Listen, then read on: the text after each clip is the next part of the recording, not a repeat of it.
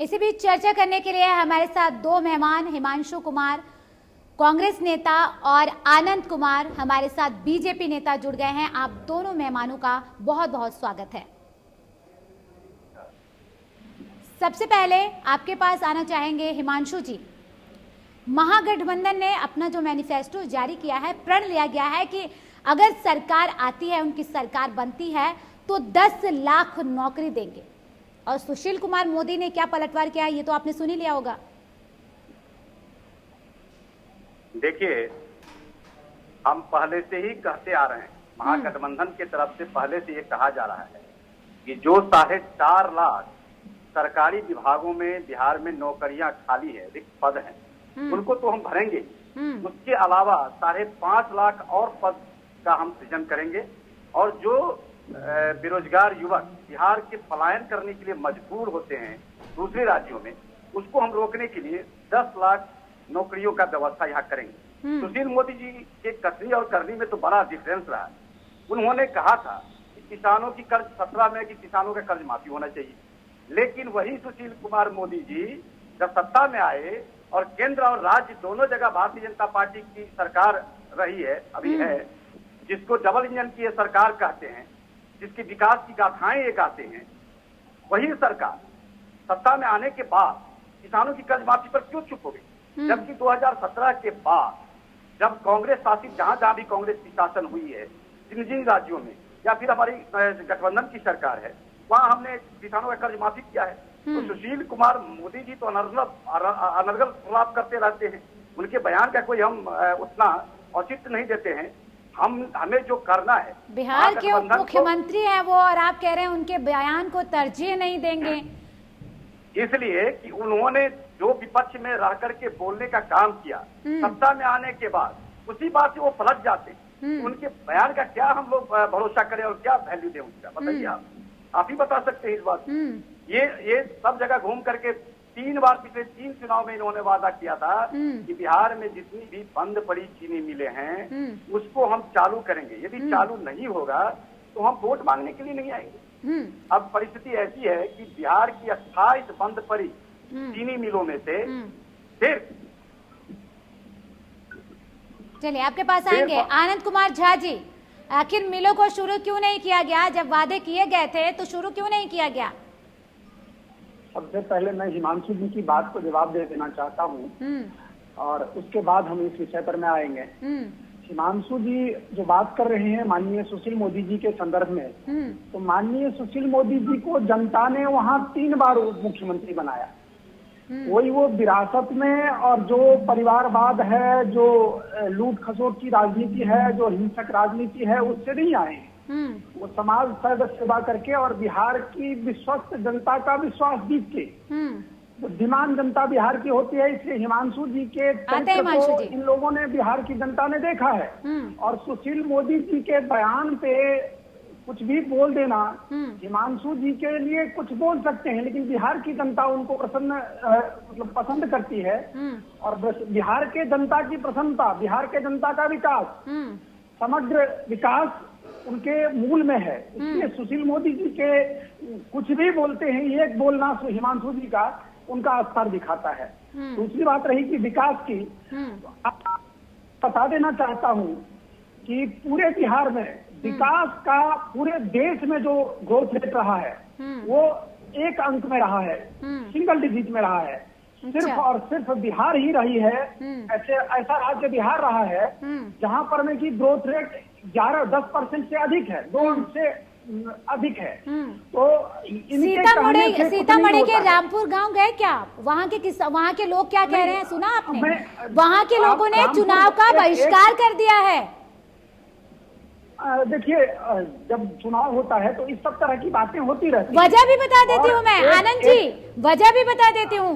वजह ये है कि वहाँ पर सड़क और नाले, मूलभूत सुविधाएं नहीं है। जब बात कर रहे हैं तो एक रामपुर हमारे मुद्दे में है, एक भी गांव वंचित नहीं रहना चाहिए, एक भी गांव 15 साल से सत्ता में है, 15 साल कम नहीं होना चाहिए। हर जगह जो बेसिक बुनियादी सुविधाएं हैं वो उपलब्ध होना चाहिए। लेकिन पूरे बिहार की जब बात करते हैं तो एक कहीं पर में छूट गया होगा तो वो जैसे ही संज्ञान में आया है उसको ठीक किया जाएगा। चुनाव के बहिष्कार तक बात पहुंच गई और आप कह रहे हैं कि ठीक किया जाएगा। आपके पास आएंगे हिमांशु जी। जी, मैं अपने मित्र आनंद जी के इस बात का जवाब देना चाहूंगा। इसमें इन्होंने कहा कि सुशील मोदी जी को लगातार बिहार की जनता ने जनादेश देने का काम किया। बंधु, शायद आप भूल गए होंगे कि 2015 के विधानसभा चुनाव बिहार में जो हुआ था उसमें भारतीय जनता पार्टी को कोई जनादेश नहीं मिला था, और जनादेश मिला था तो कांग्रेस, जनता दल यू और आरजेडी के महागठबंधन को मिला था। लेकिन आपने किस जोर तोड़ करके हिमांशु जी 2000 आपको जवाब मैं दे दूं कि 2019 आएंगे आनंद जी आपके पास आएंगे, जवाब सुन लीजिए उसके बाद आपके पास आते हैं। ऐसे आप सुन नहीं सकते हैं, आप सुन लीजिए फिर हमारी बातों का जवाब दीजिएगा। बारी बारी से बोलिए, अच्छा रहे। देखिए, ऐसा है कि आपने ये किन प्रकार किस तरह से आपने सरकार बनाया, सारे राज्य की जनता देख रही, पूरे देश के लोगों ने देखा। आपने देश के विभिन्न भागों में भी सरकार को, जो चुनी हुई सरकार है जनता के द्वारा, उसको अस्थिर करने का काम किया। आप ये बोल रहे हैं कि सुशील कुमार मोदी जी को जनादेश मिला, ये तो खुल्लम खुल्ला बिहार की जनता का और बिहार के जनता के जनादेश का उल्लंघन है, उनका अपमान है। और ये जो बेमेल जोड़ी है आपकी नीतीश कुमार और मोदी जी की, उन्होंने, आप विकास की बात करते हैं, मैं आपको बता देता हूं, बिहार में एग्रीकल्चर ग्रोथ रेट -3.9% है। ये विकास है क्या? विकास वह है, मैं मानता हूं, बलात्कार में, हिंसा में, हत्या में, बेरोजगारी में, महंगाई में, टूटी हुई सड़कों में, बहते हुए पुल में, बाढ़ में, सुखाड़ में, इसका विकास हुआ बिहार में। जितनी भी फैक्ट्रियां पहले थी वो तो बंद हो चुकी है। अब किस विकास की बात करते हैं? आप राज्य के किसी भी कोने में जाए तो आपको पता चल जाएगा कि विकास क्या है। जी, चलिए आपके इन सवालों का जवाब ले लेते हैं। आनंद जी। पूजा जी, जितनी भी फैक्ट्रियां बंद हुई वो कांग्रेस के कार्यकाल में या राष्ट्रीय जनता दल के कार्यकाल में हुआ। और तो आपको शुरू करना चाहिए था ना, अगर उनके समय में।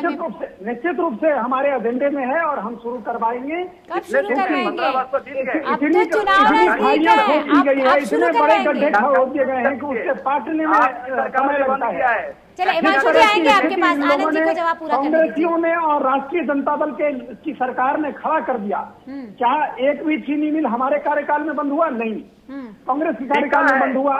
दूध मिल कांग्रेस के कार्यकाल में बंद हुआ, आरजेडी के कार्यकाल में बंद हुआ। चीनी मिल कांग्रेस के कार्यकाल में और आरजेडी के कार्यकाल में बंद हुआ। लोको इंजन का जो फैक्ट्री था वो कांग्रेस और आरजेडी के कार्यकाल में बंद हुआ। वहां पर में कांटी थर्मल पावर की जो बुरी स्थिति थी और बरौनी फर्टिलाइजर की जो बुरी स्थिति थी, उसको फिर जो चालू किया गया है, क्या वो भारतीय जनता पार्टी की सरकार ने अभी नहीं किया है? तो इस तरह से हम जहां जहां जो भी स्थिति है उसको सुधारने में लगे हुए हैं। लेकिन इन लोगों के द्वारा क्रिएट किया गया जो खाई है वो बहुत विशाल क्रिएट कर दिया गया था। क्या 15 साल कम रहे आपके लिए वो खाई भरने में? 15 साल की सरकार उनकी भी रही, 15 साल तक उन्होंने राज किया। नहीं भरी जाती तो आनंद जी 11% से ऊपर नहीं होता। आनंद जी आपके पास भरी गई है और आगे भी भरने का जो भी काम है वो करेंगे और ऊपर लाने का काम करेंगे। आप मेरे पहले एक सवाल का जवाब दे दीजिए। 15 साल उन्होंने राज किया, 15 साल आपने राज किया, दोनों ने बराबर राज किया। अब उन्होंने खाई खोदी, आपने भरी। अब उसके बाद अब परेशानी कहाँ है? जनता आपने कहाँ भर दी? जनता को तो अभी विकास नहीं मिला ना। एक साधारण गणित का सवाल मैं बताता हूँ आपको और उत्तर भी उसके साथ बताता हूँ कि 5 यदि माइनस में है और +5 अगर किए तो 0 पर में आ जाता है।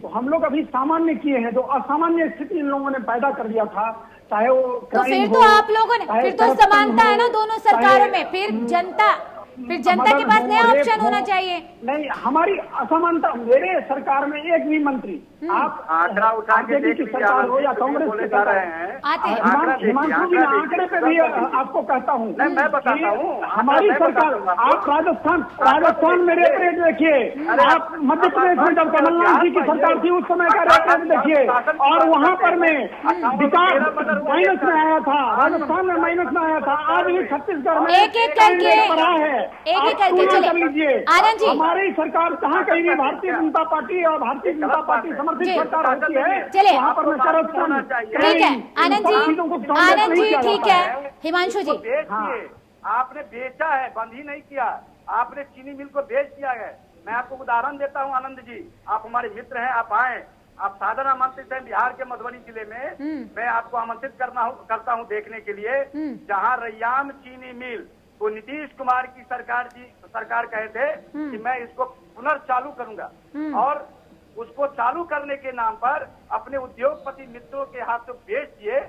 और बेचे ही नहीं, उसका कल पुर्जा जितना था सारा कारखाना खोल करके लोगों ने बेच दिया, उद्योगपति मित्रों ने इनके। और यही हाल है सारे जगह के चीनी मिल का। जहाँ 28 चीनी मिल है बिहार में, उसमें से 10 चीनी मिल ही चालू है, और वो अभी बंद होने के कगार पर है। और नीतीश कुमार जी और भारतीय जनता पार्टी की सरकार इस मौके को तलाश रही है कि मौके से फायदा उठा रहा है, और इन सारी चीनी मिलों को इसी तरह से बेच देना है और जनता के पैसों का दुरुपयोग करना। वो तो जनता जवाब दे ही देगी कि किसने काम किया है, किसने काम नहीं किया है। आनंद जी, बिहार की जनता को अपमानित मत कीजिए। मैं बिहार की जनता के मैंडेट को अपमानित कर रहे हैं। उनको बिहार की जनता का सम्मान इनकी दृष्टि में नहीं है, इसलिए इस तरह की बात कर रहे हैं। जब नीतीश जी बेचते या हमारी एनडीए की सरकार बेचती तो लगातार हम लोग को जिताती नहीं रहती। 2014 लोकसभा में हम लोग जीते, 2019 में हम लोग जीते, 2005 जीते, 2010 जीते। तो अभी तत्काल जो है 2019 में हम लोग कितना विधानसभा में आप लीड किए थे, आपने देखा है हिमांशु जी अपने डाटा को। आप आरजेडी या कांग्रेस के कितने विधानसभा में आप लीड किए थे? हम 200 से अधिक विधानसभा में लीड किए थे। आप उस चीज को सोचिए, यदि आप अपमान करते रहेंगे इस तरह आप लोकसभा चुनाव की बात कर रहे हैं तो निश्चित रूप से आप आगे भी सबक सिखाए जाएंगे आप लोग। लेकिन आनंद जी, आप लोकसभा चुनाव की बात कर रहे हैं, आएंगे आपके पास। जी हिमांशु जी। नहीं, हम विधानसभा की भी बात कर रहे हैं। आते आपके पास। 2005 देखिए। अरे भैया सुन तो लीजिए, सुनने का थोड़ा तकलीफ कीजिए, सुन लीजिए। देखिए, मेरे बंधु बोल रहे थे कि 2014 में जीते, 15 में जीते, 19 में जीते। अरे भैया आप तो थोड़ा सब्र कीजिए, सुन तो लीजिए। 2015 में आपको बार कह रहा हूँ कि आपको जनादेश नहीं मिला था। नहीं, अरे 2015 में नहीं कहा, 2014 कहा, 2019 कहा, 2005 कहा, 2010 कहा। क्या इसमें आप देखिए, आप अपना डाटा सुधारिए। अरे भैया मैं आपको आंकड़ा बता रहा हूँ, आप सुनने का प्रयास नहीं कर रहे हैं, तो गलत चीज है, ऐसे नहीं चलेगा ना। आप सुनिए, बीजेपी 2019 में पार्लियामेंट्री इलेक्शन में पिछले बार आपको 14 में मिला था 23.58% वोट, और इस बार जो अपना पीठ आप थपथपा रहे हैं, आपके वोट में 5.82% क्या गिरावट हुआ है, कमी हुआ है। बिहार की जनता क्या बात आप करते हैं, क्या बात करते हैं आप? अपने डाटा को ठीक कीजिए। हम एनडीए का 54% वोट परसेंटेज है, 54%, और एनडीए का 54% है। चलिए वोट परसेंटेज क्या, सुनिए आप दोनों मेहमान सुनिए, वोट परसेंटेज क्या थी और क्या है ये बिहार की जनता पर छोड़ दीजिए, क्योंकि आने वाला वक्त बताएगा कि अब उसमें बढ़ोतरी होने वाली है या फिर उसमें और गिरावट दर्ज की जाएगी। ये जनता पर छोड़ दीजिए। विकास पे बात कीजिए, विकास के मुद्दों पर आइए, और कौन कौन से मुद्दे लेकर आप लोग जनता के बीच में जा रहे हैं, इस पर बातचीत कर रहे हैं। 10 लाख नौकरी की बात की जा रही है, युवाओं को रोजगार देने की बात की जा रही है। हिमांशु जी, पहली कैबिनेट में 10 लाख युवाओं को रोजगार देना, आपको नहीं लगता आनंद जी कि कथनी और करनी में फर्क होगा? देखिए, मैं बोलूं क्या? आते हैं हिमांशु जी, आनंद जी। हम लोग पूजा जी, हम लोग शुरू में जब विद्यार्थी परिषद में थे उस समय में चुनाव प्रचार लालू जी के लिए किए थे, और हमारे दल के साथ लालू जी लड़े थे।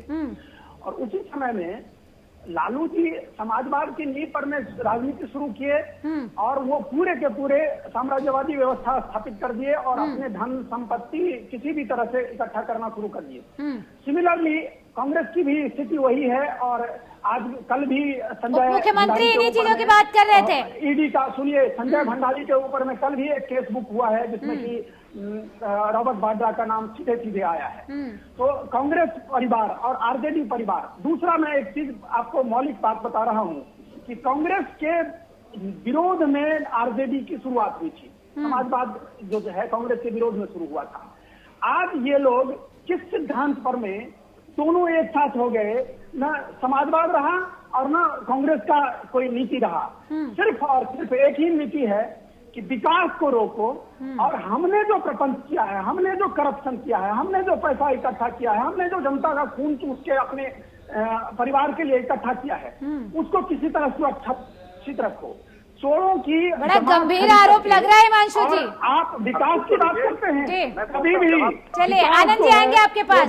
बड़ा ही गंभीर जी से बाहर निकल करके होता है। ठीक है, आपके इन आरोपों का जवाब ले लेते हैं। समाप्त हो गए हैं, कैसे इन लोगों के विकास की बात और बिहार के जनता की बात करते हैं? चलिए ठीक है आनंद जी, आपके इन्हीं आरोपों का जवाब ले लेते हैं। हिमांशु जी, बेहद गंभीर आरोप लग गया है कि कांग्रेस और आरजेडी दोनों की जो विचारधारा थी वो मेल ही नहीं खाती थी, और अब पतन के लिए, बिहार की जनता के पतन के लिए। देख लीजिए, हमारे बंधु अपने ही बयान में कंट्रोवर्सी में पड़ जाते हैं। लालू यादव जी का पूरे दिन पानी पी पी करके कोसते हैं और उनके खिलाफ बोलते हैं, और इन्होंने एक्सेप्ट किया है कि लालू जी को पहले हम ही लोगों ने प्रोजेक्ट किया था, उनके साथ हमने चुनाव लड़ा। बहुत बहुत धन्यवाद आपका, बधाई आपको कि आपने इसको नहीं पूरे आपको अगर ज्ञात होगा तो आनंद जी आपको पूरा मौका मिला। हिमांशु जी को अपनी बात पूरी करने दीजिए। सुन लीजिए आनंद जी, सुनिए तो क्यों धैर्य खो रहे हैं? धैर्य नहीं, मत खोइए, अभी बहुत मौका है। देखिए, दूसरी बात ये बोल रहे थे कि ये बेमेल जोड़ी, हमने विकास और सेक्युलरिज्म के नाम पर जो हमारे विचारधारा है उसके साथ हम लोगों ने एक साथ आने का काम किया है। लेकिन ये तो बतावे कि जो हमारे ऊपर आरोप लगा रहे हैं अपने गिरेबान में तो झांके, जिन्होंने भारतीय जनता पार्टी के लोगों ने, माननीय प्रधानमंत्री जी ने पिछले चुनाव में कहा था, डीएनए पर सवाल उठाया था, जिन्होंने कहा था कि जनता दल यू का मतलब होता है जनता का दमन और उत्पीड़न, जो भारतीय जनता पार्टी के खिलाफ हमारे माननीय मुख्यमंत्री नीतीश कुमार जी कहते फिरते थे कि भारतीय जनता पार्टी का फुल फॉर्म होता है बड़का झुट्ठा पार्टी। ये कौन सा मेल कर दिए? जब चुनाव जीत करके आए नीतीश कुमार जी और भारतीय जनता पार्टी के लोगों को, उनको बिहार की जनता ने ये मैंडेट दिया था कि आप विपक्ष में बैठेंगे, फिर आप कैसे सत्ता को हथिया ली? कौन सा ये मेल है? ये मौका परस्ती नहीं है? ये कौन सा मौका परस्ती आप बताएंगे? देखिए, मौका परस्ती की बात हिमांशु जी कर रहे हैं आप। ऐसे कोई भी पार्टी नहीं है जो मौका परस्त नहीं है। मौके का फायदा हर पार्टी उठाती है, चाहे फिर वो बीजेपी हो, कांग्रेस हो या फिर दूसरी विपक्षी पार्टियां।